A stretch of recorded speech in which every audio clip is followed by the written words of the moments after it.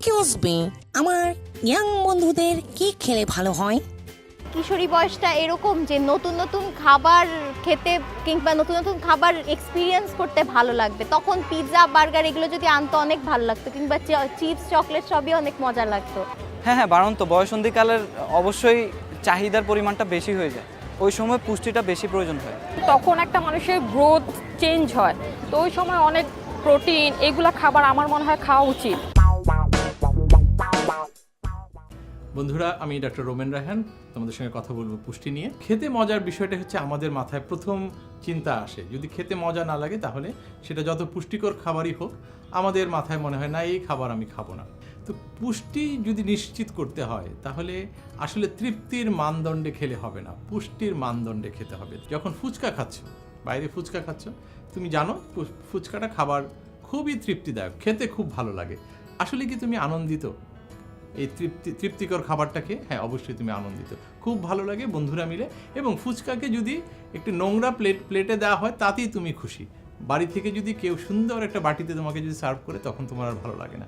কিংবা ধরো ঝালমুড়ি বানিয়ে একটা বাটিতে দিলে তোমার যতটা মজা লাগে, নিশ্চিত তুমি যদি সেটা এই পত্রিকার ছেঁড়া কাগজের টুকরা দিয়ে যদি প্যাচ দিয়ে দেওয়া হয় দেখবে খুব ভালো লাগে। কিন্তু তুমি কি জানো তুমি কি খাচ্ছ? সেখানে যে পত্রিকার যে ছাপা হওয়ার কালিতে আছে লেড, সেই লেড যখন তোমার পেটে যাচ্ছে এটা কিন্তু কার্সিনোজেনিক, এটা হচ্ছে তোমার ক্যান্সার হওয়ার রিস্ক কিন্তু তোমাকে বাড়িয়ে দিল। কিন্তু দেখো তোমার মাথায় কিন্তু ঘুরছে খেতে মজা লাগছে কিনা, কিন্তু সেখানে পুষ্টিকর কি আছে? কিংবা ধরো যখন ফাস্টফুড শপে যাচ্ছ, ফ্রেঞ্চ ফ্রাই খাচ্ছ, আসলে আছে কি? আলু ভাজা ছাড়া আর কিছু কি আছে? সেই জায়গায় আমরা ভাবছি না, আমরা শুধু ভাবছি খেতে মজা কিনা। খেতে মজা নিয়েও আবার আমাদের ঝামেলা আছে। হ্যাঁ, তোমার মা যখন রান্না করে তখন তোমার আর মজা লাগে না, কেন?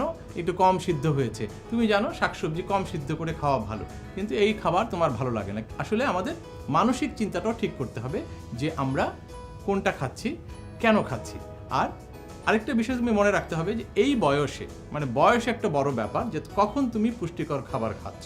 ধরো 0 থেকে 20 বছর বয়স পর্যন্ত মানুষের সবচেয়ে বেশি গ্রোথটা হয়, তোমরা বাড়ার সময়, তাহলে তোমার এই সময় খাদ্যের চাহিদা অন্য সময়ের চেয়ে বেশি বাড়বে। 20 থেকে যখন 60 বছর বয়স পর্যন্ত, এই যে তুমি 20 বছর পর্যন্ত যা বেড়েছিলে সেটা মেনটেন করার জন্য খাবার খেতে হয়। আর 60-এর পরে যেহেতু ক্ষয় শুরু হয়ে যায়, ক্ষয়টা পূরণ করা এবং মেনটেন করা যেটা ছিল সেটা করার জন্য খাবার খেতে হয়। তার মানে হচ্ছে বয়সের সঙ্গে সঙ্গে আসলে খাবারের চাহিদাও ভিন্ন।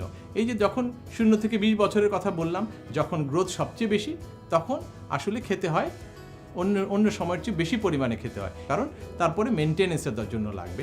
আবার 60 বছর হয়ে গেল তো অনেক তো খেলাম, আর খাওয়ার দরকার নাই, কিংবা পুষ্টির আর দরকার নেই, সেটাও ভুল। কারণ তারপরে তোমার দরকার হবে হচ্ছে ক্ষয় রোধ করা। তাহলে পুষ্টি দরকার হচ্ছে প্রতিদিনের জন্য। যে পরিশ্রম বেশি করবে, যে হার্ড ওয়ার্ক করবে, তার খাবার পরিমাণ বেশি লাগবে, যে কম পরিশ্রম করবে তার কম লাগবে।